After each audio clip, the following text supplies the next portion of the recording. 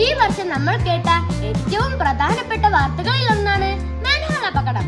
തിരുവനന്തപുരത്ത് നടന്ന ഈ അപകടത്തിന്റെ പ്രധാന കാരണം ഓടയിൽ ഇറങ്ങി മാലിന്യം നീക്കം ചെയ്തതാണ്.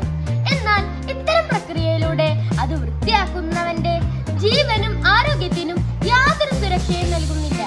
അതിനായി ഞങ്ങൾ തയ്യാറാക്കിയിരിക്കുന്ന വർക്കിംഗ് മോഡലാണ് ഓട്ടോമാറ്റിക് ഡ്രെയിനേജ് ക്ലീനിംഗ്. ഇതിനായി ഞങ്ങൾ എടുത്തിരിക്കുന്നത് ഡ്രെയിനേജ് ആണ്. ഇതിലൂടെ അഴുക്കുവെള്ളം വരുമ്പോൾ അത് നെറ്റ് ഉപയോഗിച്ച് തടഞ്ഞ് അത് നിറയുമ്പോൾ പൊക്കി വൃത്തിയാക്കുന്ന രീതിയാണ് ഒന്നാമത്തേത്. ഇതിലൂടെ മാലിന്യം വരുമ്പോൾ അത് നെറ്റ് ഉപയോഗിച്ച് തടയുന്നു.